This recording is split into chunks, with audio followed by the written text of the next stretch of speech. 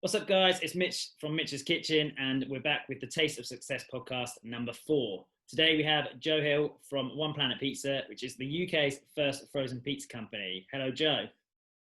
Hey, Mitch, how's it going, mate? You okay? Good. How you doing? Yeah, very well, thanks. So, for those who have never heard of One Planet Pizza, introduce yourself and what One Planet Pizza is and does. Yeah, happily. So I'm Joe. I'm one of the co-founders and co-directors of One Planet Pizza. We're the UK's first and leading frozen vegan pizza company. Me and my dad started the company back in 2016. So it's a family-owned vegan business. And we try and create a range of delicious, sustainable, award-winning frozen vegan pizzas that are available nationwide in stores and direct on our website. Amazing. Yeah, I've seen, like us, your packaging is kind of at the heart of what you've done. So it's fully compostable. Yep, so our pizza boxes, which you can conveniently see up here, the box is fully compostable or recyclable. The pizza wrap just here is made from part recycled materials, and that's fully recyclable, vegan ink, obviously. And then there's cling film, which goes around the pizzas on the inside of the box, which is a PVC cling film, which is fully recyclable. Most cling films aren't recyclable, but we got one which is slightly thicker so that people can do that as well. But we're on the lookout for a plant alternative to that. But what we say is the packaging is zero to landfill, so nothing has to go to landfill. Yeah, perfect. I know when we were looking into packaging, that was one of the biggest concerns. How long did it take you to find your perfect packaging? We've been working on that since we started in 2016. It's been a continuous journey for us. You know, to begin with, we had to get whatever packaging locally was available to us. We wanted to get it, you know, we wanted to make sure it was all from the UK to reduce, you know, the mileage of getting the packaging to us. But we've changed suppliers a few times, and constantly it's been evolving, making sure that it's as good as it can be. I think we've halved the thickness of the sleeves, and I think we've reduced the box thickness by about 25%, and that's just stuff you learn you can do as you move forwards. So it's in constant development, and it's something that I think a lot of brands should be doing is always revisiting the packaging and thinking what's out there now. Can it be improved? Can we reduce what we're doing? Definitely. I know for us, it was an 8-month battle to find samples, test them, find film that could be compostable, but we tried some biodegradable ones and they just melted. So the technology is not there for them. It's a minefield, isn't it? Yeah. Hopefully we're not far off a breakthrough company saying, yeah, fully compostable, biodegradable. You can leave it in your garden waste and it's going to disappear. There must be technology out there, and it's great. Yeah. Newer companies or plant-based companies seem to really have that at the forefront. So talking about your company, when did it all start?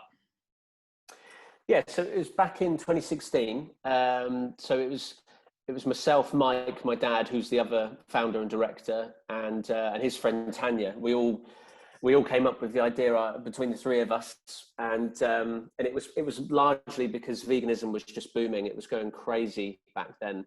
And we were all vegan, very much active in that community.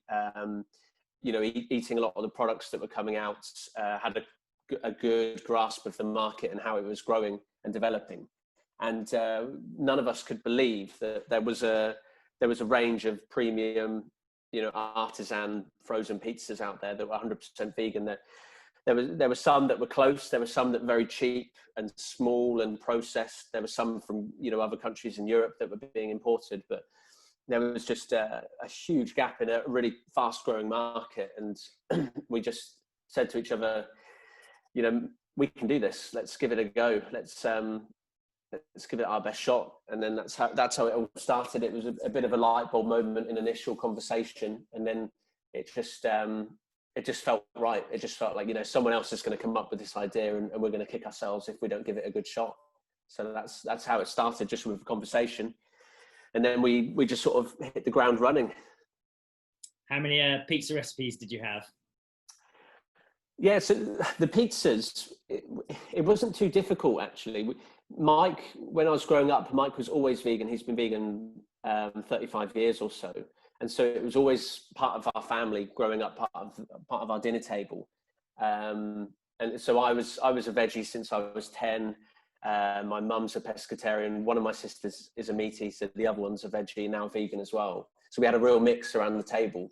And every Saturday we would religiously cook up our own pizzas. You know, we'd make our dough from scratch, let it rise on top of the radiator or in the in the storage room where it's dark, and make the sauce from scratch and put the toppings on. So that was always a big part of our family dinner table growing up. And then we just basically used that experience conveniently. It paid off later on in life, and then me and Mike just started thinking, well, where do we want this company to be in a couple of years' time, in 5 years' time, in 10 years' time? And we always wanted to be as big as possible so we could help as many people as possible reduce their meat and dairy intake. We didn't want to be too niche or too specialist. We didn't want to go down the whole sourdough, sun-dried, organic sun-dried tomatoes, and the more really expensive and really luxurious pizzas. We wanted them to be really easy, simple, like-for-like swaps for reducers and flexitarians. That's where we saw it going, and that's where we positioned ourselves from the start. So recipes, because these were the most common recipes in the UK supermarkets at the time, and they're really classic, but very a good range for 4 pizzas to have. So you got your free cheese margherita, your Hawaiian, roasted veg, and your fungi feast, and they were the 4 we came up with back in 2016, and they're still our sort of classic core range to date. So started simple, and we're not known for creating lots and lots of new products. We just wanted to keep improving the 4 that we had to begin with. Well, saying not known for being creative, your latest pizza, well, your one previous to the one just coming out, the Cheezeburger Pizza. Talk me around that. Yeah, the Cheezeburger. Yeah, that was really exciting for us. We're just constantly getting asked about new flavors, and I suppose you guys are as well. And you've got a real delicate balance of bringing out enough new products and flavors to keep everyone excited and to keep momentum going. But also, you don't want to do too much too soon, and you don't want to do it too quickly. You want to make sure you get it right, and it's a good standalone product, and complements your other range rather than replaces them. We actually started working really closely with the Meatless farm for the last 2 or 3 months, and we actually do their picking and packing for their online shop, because we now do that ourselves for OPP Direct. They saw how well it was going, and that we clearly understood that process of direct to consumer. So we now do their picking and packing, and part of that collaboration of working together was that we always wanted to release a new flavor around this time of the year, and having launched OPP Direct, we can now do that a lot easier and quickly, and it just seemed like the natural fit that we were already working with them, selling their products through their site. Let's create an idea together. And we had a few initial conversations with their food specialists, and the trends are so interesting, by the way, Mitch. I'll send you this document for the food trends for 2019 to 2020, and we narrowed it down to frozen food trends and then pizza, and it kept popping up, mashups, what people are loving at the moment. It's all about having 2 basic meals or traditional meals, popular recipes, and literally just combining them. So the obvious one for us with Meatless Farm was, let's do a cheeseburger pizza. It looks like a cheeseburger, it tastes like a cheeseburger, but it just so happens it's on a pizza.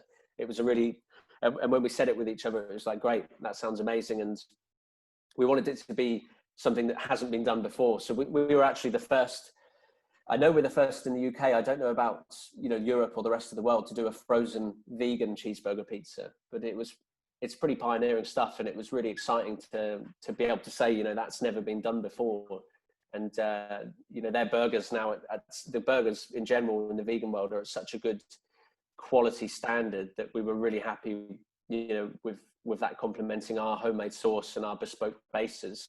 We were really confident, and then we just looked at what else goes on a burger. Can we get that vegan most of the time we could. It's pretty simple, you know, just gherkins, caramelized onion, and then it just so happens that Applewood have created this amazing vegan cheese recently, which has a nice smoky flavor to it.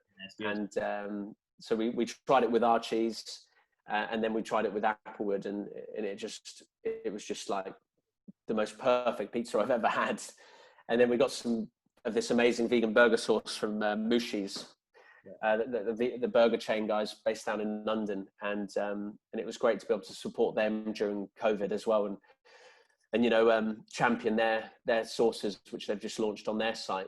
So it all came together really, and it happened within a month. I think we had the recipe nailed, and then we just worked on launching it and promoting it. But it's now our best seller, so we're going to keep pushing it. And it was meant to be limited edition, but people love it so much. I think we're now looking at getting it branded, you know, and adding it alongside our core range and getting it into shops. Yeah, I think that would be a big one for shops, because it's such a different product. It's not that you'll go down the freezer aisle in the supermarket, you won't see a cheeseburger pizza, but online I've seen kind of the mashups of people doing burgers in pizzas, and I saw even on your Instagram someone made a pizza burger pizza. It's crazy. Yeah, that was crazy.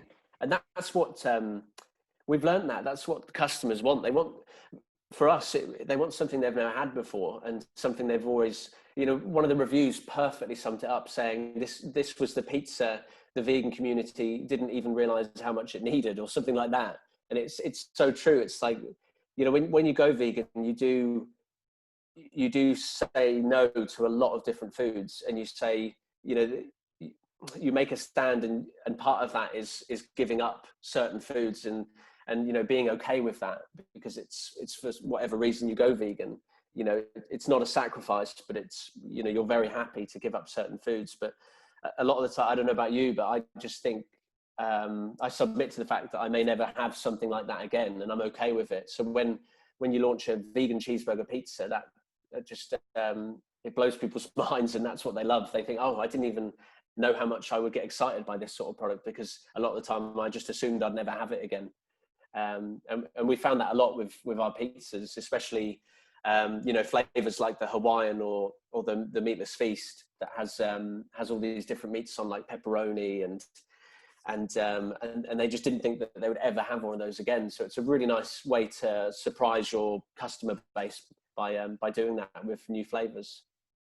Definitely. I think, as you said, when you first go vegan, or when you're thinking about going vegan, the things you think of are, oh, I can no longer eat this, or I'm not going to be able to have this. You don't think of all the things that you don't appreciate as much. So how can you cook tofu, or how can you cook certain vegetables to taste like certain things? So carrots, you can make carrot salmon, and all these amazing things you can do with just fruits and vegetables.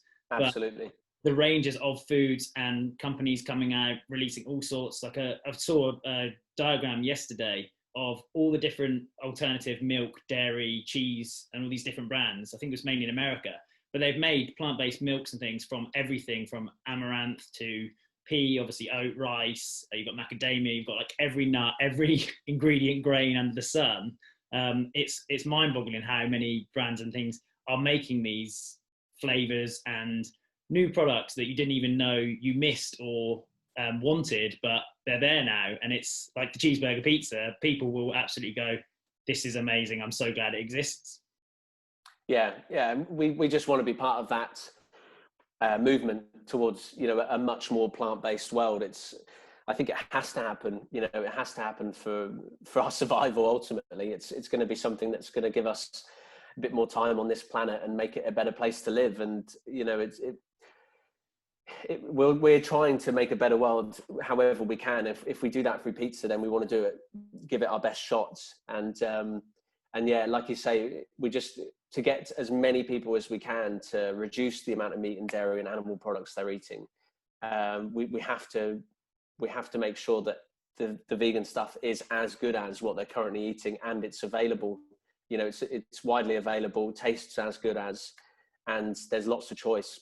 You know, we're fussy consumers, you know, I'll admit that as well. And it's great to be part of that movement, knowing that we're just making it a little bit easier for people. On that note as well, all our products are gluten-free. Both me and Shirin are gluten-free. And I see you've just released a gluten-free bundle. Yes, yeah. It's something that we've always planned to do, but it's just production-wise, as you can appreciate, it's a lot more challenging when we've got our production site just behind our office here.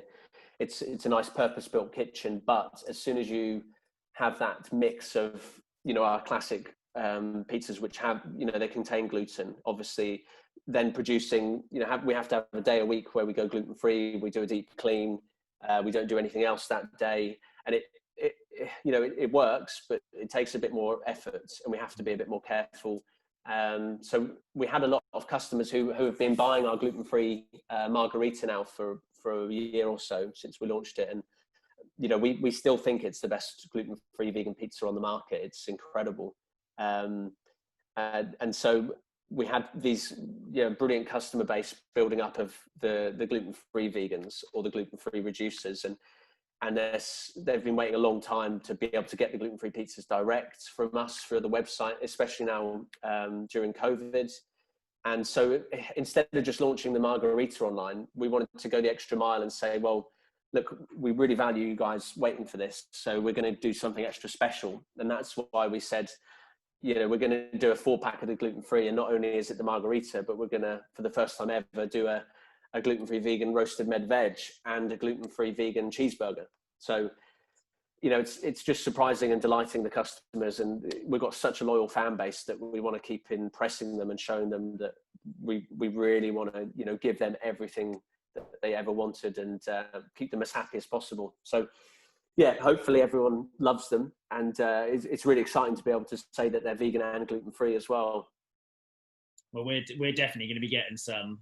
Pizza is a big thing. I bought a mini pizza oven during lockdown. It was a second-hand pizza oven. Oh my God. It had so much use during lockdown because I've been going out. I've been trying to perfect my vegan gluten-free recipe. I've tried making it a sourdough. I've tried all this and that, and some of them work amazing, and some just, I'm such a perfectionist as well. So yeah, I'm excited to be able to buy one that will actually be up to your standards.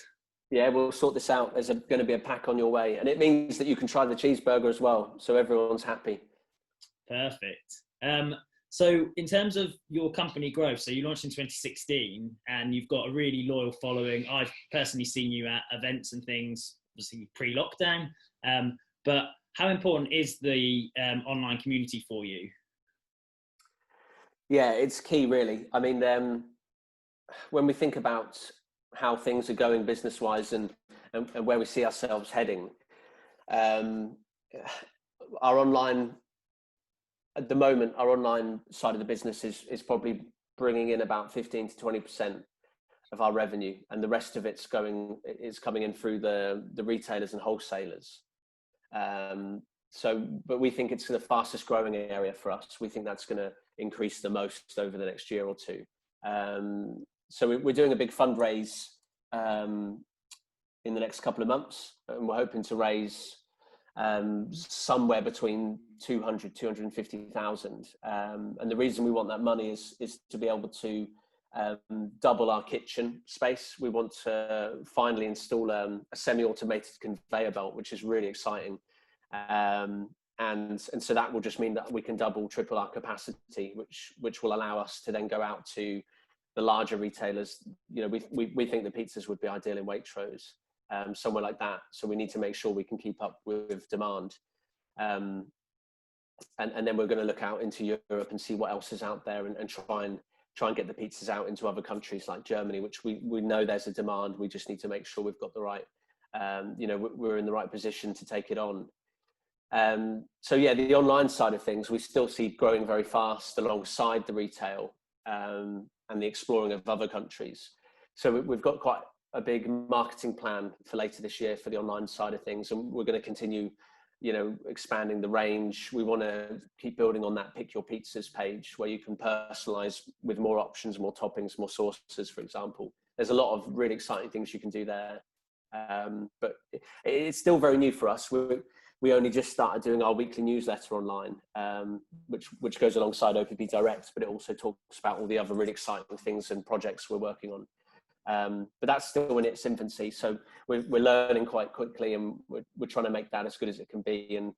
And then it's just building up your following and getting the brand exposure online. But yeah, it's a really exciting space to be. And I think the pandemic just, forced everyone's hands to move online and to focus on it, because it probably is the future. And when you look at the research, it's the fastest growing space, and that's just been accentuated recently.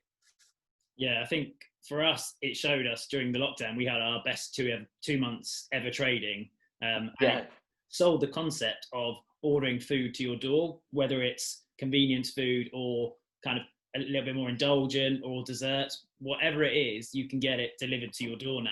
And people before didn't really get the concept. They're like, oh, if I want to buy a ready meal, I'll go to a supermarket, or again, like a pizza, or like, well, I can order a takeaway pizza, or I can just go to the supermarket. But actually being able to customize your pizza like you've created, or having a exclusively vegan pizza company from vegan founders as well, which is quite a big thing within the community, is supporting those ethical businesses that haven't just kind of jumped on the bandwagon.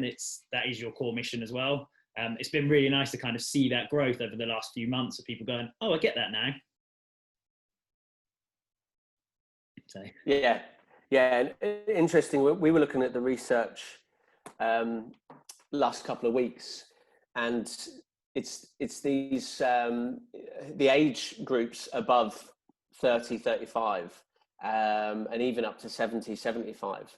And these people may never have shopped online. They may never have bought frozen meals online, and they've been forced to do that now. And they're finding that actually those people, now they've done it once and they've done it for a couple of months, they're much more likely to continue doing it, even when, you know, all of the restrictions have been lifted and things change and we move into next year. I think there's a lot of new older customers coming to shop online. So the landscape's totally been rewritten, and there's lots of exciting new opportunities there because of that. Amazing. Well, let's dig into your food history a bit now. So we know about pizza and your stories of growing up with the Saturday pizza rituals. What's your earliest memory of a meal or experience that you still have stuck in your mind of going, oh, when I was young, I remember we would always eat this or always do this? Apart from pizza. Yeah, well, the pizza story we've got, but yeah, is there anything else that you think of that you may still make to this day, or?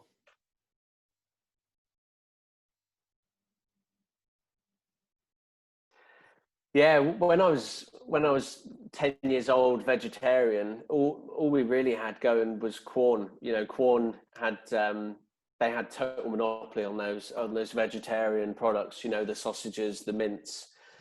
I suppose Linda McCartney was around as well, but for us, there was always Quorn in the fridge and the freezer. So a lot of my early memories growing up were you know, my mum making shepherd's pie and lasagnas with Quorn, mince, and then I went round friends' houses as a kid, and their mums would get Quorn in because they'd called my mum to check what veggie kids can eat, and that was always the go-to. So that was a big part of my childhood, and it's funny now, you know, when you look back and that was the only option, and compare it to where we are, you know, 5, 10, 20 years later, it's just changed so much. But yeah, I was really lucky that I had a lot of classic traditional dishes, but we just made them vegetarian. So a lot of my happy memories are eating things like shepherd's pies and lasagnas and not really missing out. But it was a lot more difficult at school. You know, I've got a lot of negative memories around, you know, not being accepted and being ostracized at school, and especially around, you know, taking your own packed lunch was never a problem, but when you're having school dinners, I remember in primary school just being the only vegetarian, and it was a big, you're really, you know, when you're young, you're very sensitive and you're very worried to fit in. So, you know, I had friends, even your friends, if they didn't understand it, they would, you know, they would feel intimidated by it, or you know, they would always assume it was you against them, and so I'd have friends, you know, throw ham in my meals and put it, you know, into my, you know, towards my mouth and stuff. That was always really tricky growing up. But then it got easier and easier as more and more people understood it. And actually, you know, by the end of high school, a lot of the people you're around turn vegetarian anyway and start to get it. But yeah, I was very lucky that that I was part of a, you know, veggie vegan household. It made it really, a lot of people we meet say they're the only vegan in the family growing up, and it sounds a heck of a lot harder than what I had to go through. No, I grew up on corn. I've only really started enjoying eating a lot healthier since going vegan 4 or 5 years ago. That I've really started going out and enjoying things, you know, adding kale to meals and eating a lot more spinach and leafy greens, and adding flax to your food and your chia seeds. So I'm still learning as I go. So you said you were vegetarian from age 10. That's quite a big decision for a 10-year-old. I know when I was 10, I was still heavily into junk food and fizzy drinks, and yeah, I was just eating whatever I could get my hands on. So what made you make the switch at 10? I know you said it was your veggie vegan household. I guess that's got quite a good influence, but how did that all come about? Yeah, when I was growing up, we spent a lot of time around my grandparents' farm. So they're based in North Norfolk, and they've got quite a lot of land over there, and they've got a pig farm primarily. And so when we were kids, I remember you know, running around this farm. You always hearing the pigs. You know, you could walk through where they would keep the pigs in these big farm buildings, and I think it was just around the age 10 that I started asking questions about why they had all these pigs. You know, where were they going? What was their purpose? What were they doing there? And I was just old enough to understand and figure out what was happening. And I think from that point I just decided this isn't for me. You know, I don't want to be part of that system where we're just enslaving these animals, and you know, they're part of our diets when they don't need to be. You know, and luckily I had a safety net where Mike was already vegan, so I had to just I had to make that decision myself, tell them I wanted to go vegetarian. I didn't want to eat meat anymore. And yeah, fortunately, it was very easy with Mike, my dad, being vegan. So he had a good understanding of what I needed to eat to make sure I wasn't going to miss out on anything nutrition wise. And my mum was really supportive of that, and it encouraged then my sister to go vegetarian around the same time. And she was a couple of years younger, so she did it when she was about 8, maybe 9. So having 2 of us in the house, young vegetarians, made it a heck of a lot easier as well. But yeah, I did that and never looked back. And then what made you do the jump from vegetarian to vegan? You said about 4 or 5 years ago. Yeah, it was always something I was toying with as I got older, and you know, I was still eating up until I was 18, 19, 20. I was still eating a lot of dairy, and it didn't feel right for me to be consuming so many animal products, but be advocating as a vegetarian to everyone I meet. It just felt like a bit of an oxymoron. So I started reading into it a little bit, and this was around the time that technology had come a long way, and there were a lot more documentaries out there that were easily accessible, and people were sharing information a lot more about the dairy industry, the egg industry in particular. And I read this really old book that Mike told me to read about the morality around eating and consuming animal products. And it focused on vegetarianism, but it also talked about the vegan side of things. And then that just you know, flipped a switch in my brain, and I thought, right, I've actually made this connection now. I can't go back. I can't unlearn this stuff after reading that book. And then I decided on that day, I'm going to make that step. I'm going to go vegan. And Mike was there to support me, and there were a lot more products on the shelves, and it was a lot easier back then to do it. So it was quite convenient timing, really. But yeah, I just decided I was ready for it. And I remember I think I'd just finished eating my last vegetarian meal with some eggs, and then I said, that's it. I'll never eat them again. Never drink milk again. And that was part of the vegan journey. And again, never looked back, never thought twice about it. It's amazing to hear people's stories. I know when I went vegan in start of 2016, it was because I was working in a vegetarian cafe that was also going vegan. And we would have customers there who had been vegan 20, 30 years. And from when they went vegan, it was very much kind of an alien thing. They were the odd one out. They were the ones wearing the hemp, the tie-dye. It was very much a stereotype. Whereas nowadays you've got top performing athletes. You've got the new generation of sort of the Gen Z or whatever they're classed as, who are kind of skipping the vegetarian thing. And when they look into it, go, actually, I'm just going to go from eating everything to going vegan. There doesn't really seem to be as much of a transition. It's just I don't agree with that. Stop. So it's really interesting to see how that trend's kind of changed. Like vegetarianism, I feel like that's really declining now. It's just the people who can't give away cheese. But even the cheese market now, it's massively booming. I'm speaking to a guy called Brad from Willycroft Cheeses later today. And what they're doing in Amsterdam is amazing. And we've obviously got some phenomenal vegan cheeses in the UK. With the pizza side of things, how did you go about choosing your vegan cheeses, or do you make them yourselves? Yeah, that was the $1 million question for us. What cheese are we going to use, and is it good enough? Because I don't think our company would have survived if we'd done this 10 years ago. I think it was only in the last 5, maybe 6 years that those vegan cheeses have really just leveled up to the point where I think it all goes back to, you know, food scientists, researchers, and just pumping money, you know, bigger brands pumping money into it.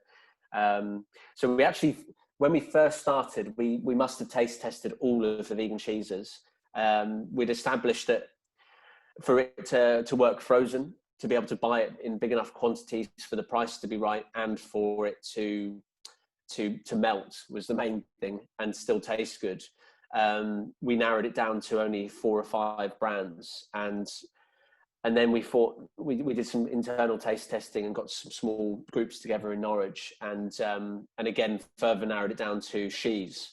So Cheeze is from a company called Bute Island, who are based up in Bute Island, in Scotland, and they've been doing it for a long time, and so I think they're one of the top 3 vegan cheese producers, at least in the UK, probably in Europe. And so we launched with those guys, and that went really well. And at the time, we were really happy with their cheese, and everyone loved it. But we knew it could be improved, and so we actually got investment, some private investment from Heather Mills from V-Bites. I think this was back in 2018. And she had her own range of cheeses, and we said to her, you know, we're using cheese, but we're pretty sure this can be even better. What we really wanted, and what our customers were looking for, is to buy a frozen pizza and have the cheese melt when they cook it and taste great. But also, what we found people really missing, that stringiness, that stretchiness, and that's you're tapping into that visual satisfaction when it comes to cooking a pizza, and everyone's got an expectation when they have a frozen pizza. Like I know growing up, I had a heck of a lot of frozen pizzas, and you always had to have that cheese. You had a good amount of cheese. It had to melt and taste good, but you really expect it to be that stringy gooiness, and that we just weren't quite happy with what Cheeze were doing at the time. And so we worked with Heather's food technologist and told her what we wanted, and that we wanted to be the first people to do this. And they did some amazing work, and they came up with a coconut-based cheese, and it was an improvement on their Cheezely range, which we now use on the pizzas. They did 3 flavors for us, and it had that stringiness, and it was, you know, just as tasty, worked well frozen, same ingredients, but they just conquered that last piece of the puzzle for us. And so that's now a big USP for our frozen pizza range, is that they have that stringiness and stretchiness. Which makes it even easier for meat eaters and you know, people who still eat normal pizzas to make that swap, because it now even looks and feels the same as well as tasting the same. So that was a landmark for us, and we're now looking at collaborations with other cheese brands, such as the Mexicana and the Applewood, which goes on the cheeseburger. And they have flavor ranges which I never thought I'd see in the vegan cheese world. I was just, you know, the bar was always quite low, and we were quite happy to find one that just tasted good and looked good. But to find them now with, you know, they've replicated these classics like Applewood, which has got your smoky flavors, and the spicy Mexicana is just more than we ever could have hoped for. And it makes new flavors very exciting, and there's lots you can do with them. Yeah, Mexicana for me was one of my favorite cheeses when I used to eat dairy.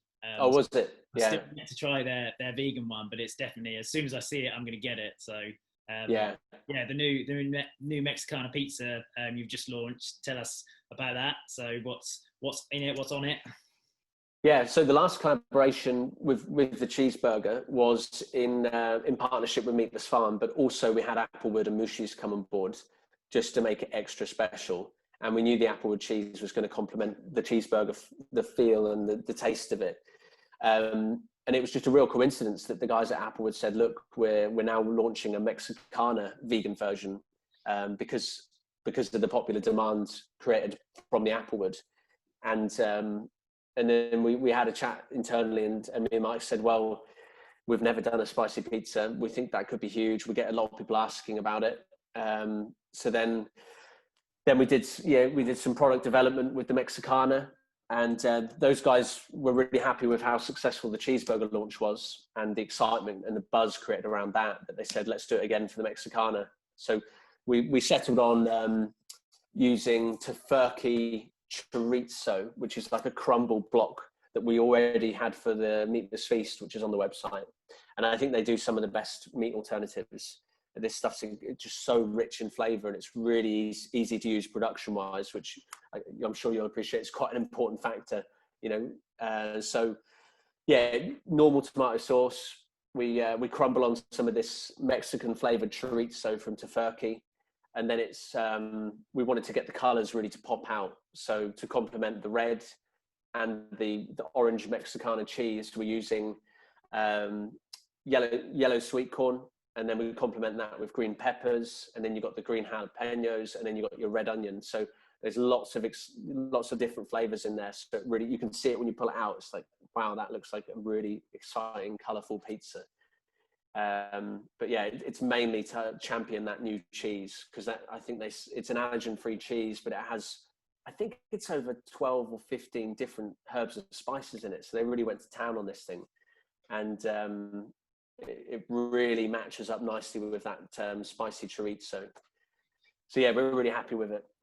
We haven't put on too many jalapenos. We didn't want to put people off, and we didn't want to make it too spicy to alienate people who just can't handle that level of heat. So I can just about tolerate it, but it's pretty spicy for me. Yeah, the spice. I'm sure you'll love it. Yeah, the spice balance for the average consumer is really hard to get right. I know. Yeah. I've got a really spicy palate, so I've had to tone everything down so much so that even my early batches of certain sauces, I give it to my mum and she'd be like, oh, it's too hot. I'm like, okay, that's too spicy then. So yeah, that pizza definitely sounds like a bit of me. It sounds amazing. Yeah. We'll put extra jalapenos on it for you, Mitch. So obviously you've eaten a lot of pizza in your lifetime. Where is the best pizza you've ever eaten, whether it's UK, abroad, whether it's the one you've made? What's the best pizza you've ever had? God, that's a really good question. I've got a couple that come to mind. So we did one of the vegan campouts maybe last year. We did the vegan campout. Obviously, really sadly, they're not doing it this year, but we'll be back with them next year. And we always try and do these really exciting collaborations that we just wouldn't ever do normally. But for the campout, we sort of we go to town on these collaborations, and we did a breakfast pizza. Yes. And that was incredible. So we scrambled up some tofu, put in some black salt, which gives it that really eggy flavor, and then we added some turmeric to that to give it some good color. We fried up some potato waffles, chopped them in, put those in. I think we did some fried onions, baked beans, which was controversial, and then I think we had a few other things on there to make it really stand out. But I had that on a fresh dough, which we stretched out that day. And I think at one point we had some left over. So we did a breakfast pizza, calzone. Nice. And it was just the weirdest thing I'd ever seen, but it was just so mind blowing as a vegan to have this incredible thing that I'd never seen before, even as a non-vegan. And we shared that amongst the team, and that was incredible with the beans in there. Just out of never having it before, never thinking it was possible. I have been to Italy a few times, so it's hard to beat proper Italian, Sicilian pizzas, you know, stretched in front of you, traditional way. We're going back hundreds of years, and it's really hard to beat, you know, a proper Italian pizza. But a couple of years back, I've been to Picky Wops a few times. We love those guys and what they're doing in London, on Brick Lane, and I've had some of their pizzas, and it's really hard to beat what they're doing. I think I had one of their truffle pizzas, you know, truffle sauce, mushrooms, stuffed crust, and they're very different to us. You know, they're very much more going down the sort of luxury, high-end restaurant side of things, whereas we're much more classic frozen pizzas. You know, we're more probably leaning towards American with medium crusts, traditional cheese, traditional sauce, but they do some really good classic but slightly sort of experimental flavors. And yeah, I love what those guys are doing. I think I've had some of my favorite pizzas at Picky Wops, so big shout out to those guys. Yeah, nice. Yeah, I see their stuff on socials come up all the time, so yeah, definitely love what they're doing. For me, like, we've been to Italy as well, and being vegan, gluten-free in Italy, we were like, what are we going to eat? And we had some of the best pizzas.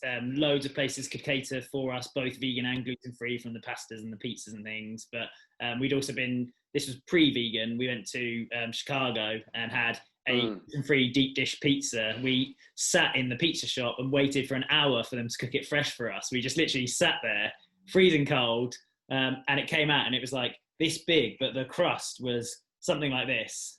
Jesus. Each slice was like the size of my head, and that pizza will always be in my memory as just because I think Shirin, as a singer, she just finished a gig. We were on our way back to where we were going to camp. We were traveling across America in this RV, and we saw this pizza place. Like, looked online, it said they could do gluten-free deep dish, and we have to do it. Like, when in Rome, you have to do it. So we went, we're going to do it. And sat there and waited for 1 hour for this pizza to be cooked fresh for us. And I'll never forget that. So is there any experiences other than pizza that, if you think back to one real big food moment that stands out for you, whether that's in the UK or from traveling, is there a particular meal or cuisine that you can just, if you close your eyes, you go, yeah, I can almost taste that right now? Yeah, I do have a standout food memory. So me and my girlfriend Hannah went to Berlin a couple of years back, and she's vegan, and I think she'd just gone vegan like fairly recently before we went to Berlin, and we were absolutely starving, and it was really cold. I think we went in December, and we were staying in an Airbnb, and we were going to walk into the center, but it was quite a long walk, and we were just we know Berlin's famous for the vegan options, and we didn't really do too much research. We were pretty bad when it comes to planning trips, but I knew there were going to be a lot of options, and so we left our flat really hungry, really cold, and we went past this tiny little burger joint, and it was just on a residential street, and it didn't look like anything special, and it said something vegan kitchen. And I'll dig out the name for you, and I think they're still going I'm sure they're still going strong. The food's brilliant. And we sat down and ordered, they only had 3 burgers and then the option of sweet potato fries or normal fries, and we got these 2 burgers with sweet potato fries, and everything they made from scratch. They were telling us they were passionate about these burgers they'd created, and they were even excited about the 3 different sauces. You know, they made their own mayonnaise, and everything was plant-based and made in-house. And those burgers were definitely the best meal I've ever had. And same for her. We were both absolutely in heaven, and we were just sitting there eating these burgers for about an hour, and then had the chips, and then tried the different sauces. And it was just such a happy memory. And I've never tasted a burger like that since. It was just incredible. Everything about it, all the layers, even down to the bread. It was like that proper bakery bun that you don't always get when you buy burgers. And even the sweet potato fries were the best I've ever had. And we were just so happy. So we went back there like 2 or 3 times, and I think, you know, hope to go back there again one day. So yeah, that's when I realized that it's so easy to be vegan now if you just go to the right places and you eat the right food. Yeah, that's a happy memory. Yeah, I love that. Like, you can see how much it's playing in your mind, going, oh, Yeah, picturing it. And that's exactly why I started this whole podcast, because I love hearing these food stories, and it's just nice to talk about food, and especially as a food producer, you obviously have that same passion for pizza. I see you've tweaked a few things with your sauce to be a little bit different as well. So it's like a chia infused sauce. How did that come about? yeah. So with the pizzas, we wanted them to primarily be delicious and tasty as possible, because we knew that that's what drives consumers, and we thought, you know, it has to be tasty for people to eat one of these instead of what they're currently buying. And then probably second or third is, well, I'd say second, it has to be sustainable. We want to make this more environmentally friendly than what's already out there. And probably third or fourth was, okay, can it also be healthier? You know, can we make this delicious, better for the planet, better for animals by being vegan? But what if it's healthier for you and people feel less guilty about eating what is seen as a very unhealthy traditional ready meal? So we strip back the salts and the preservatives and the artificials and the sugar, so we don't add any sugar in. They're half the salt and sugar content of a conventional frozen pizza. They're also, I think, 30-40% lower in saturated fat. And then we use a locally sourced rapeseed oil, which makes them a source of omega-3. And then also with the tomato sauce, which was one of the first things we created, we just stripped it back and said, right, let's make this from scratch. What do you actually need, and what can we get rid of, so that we can make this simpler, cleaner, and not have to add anything that's not necessary. And one of the things we actually stumbled on was, well, can we use chia seeds? You know, it was really back in 2015, 16, people were starting to really look at these, you know, really traditional foods and really simple, basic ingredients that were actually a lot healthier than we ever realized. And great complete sources of protein, your sources of omega-3. And we thought, can we incorporate the chia seeds? And we actually made a couple of batches up of our homemade tomato sauce with the chia seeds, different levels of it. And we found that we left it overnight accidentally to start with, and it had thickened, it had like double the thickness of this sauce overnight. And we thought, oh, right, maybe this is practical and also healthy. So we started looking at the nutritionals when we added in certain amounts of the chia seeds, and we found that it was, it was really helping boost the fiber, the protein, the omega-3, amongst other things. But it was serving a purpose in that it was helping us thicken up the sauce, so it wasn't running off the pizza bases when we were topping them. And that was something that we hadn't intended to do, and we didn't know anything about it. And I don't think it's ever been done before on pizza sauce. So now we talk a lot about how, you know, you get the health benefits, and also, you know, it doesn't impact on the flavor. So that was a real breakthrough for us. But we're always thinking of ways to incorporate these ingredients that are going to help make the pizzas healthier, and maybe, you know, they're going to help you get the things that you might not be getting from meat or dairy if you replace them. So the chia seeds was crucial for us, and that's now one of our USPs. And then we've always added flax seeds into the base, which we still do now, which helps again boost the omega content. But it's a great way of putting in healthy ingredients and swapping them and replacing the artificials and the preservatives that a lot of these pizza companies would use. Nice. Yeah, that's really, really interesting to hear, because yeah, flaxseed, like we use flaxseed in our brownies as one of the egg whites. They're such good binders for that kind of purpose. And like, again, with chia seeds, you can make your simple chia jams just by blending chia seeds with berries. So it's really simple and delicious, but as you said, acts as a thickening agent. So yeah, it's there you go. Actually got chia pudding here. Amazing. Well, I know you're going to be a busy man. So before I ask you the final question, if anyone wants to find out more or order the delicious range of pizzas, where can they find you online? So oneplanetpizza.com. It's all over the website. You can find the shop, or if you go to the tab at the top, it's order now. We've just added another option, which is your gluten-free bundle. But when it comes to picking your normal pizzas, you can choose from your toppings. You can choose to go wholemeal or classic base. We've added the cheeseburger. We've added the Mexicana. So it's worth trying the new ones because they may not be around forever. But if you don't want to buy them online, you can get them off Ocado if anyone's on there. We're also available in about 500 independent health stores. If you want to shop locally, you can find out which health stores we're stocked in through our website on the stockist locator map, which is available at the top of that as well.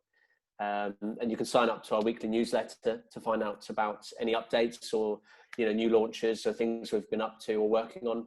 And then we also sell ourselves constantly on Instagram. We're always plugging ourselves and the brand through our Instagram, Twitter, and Facebook. Perfect. So final question.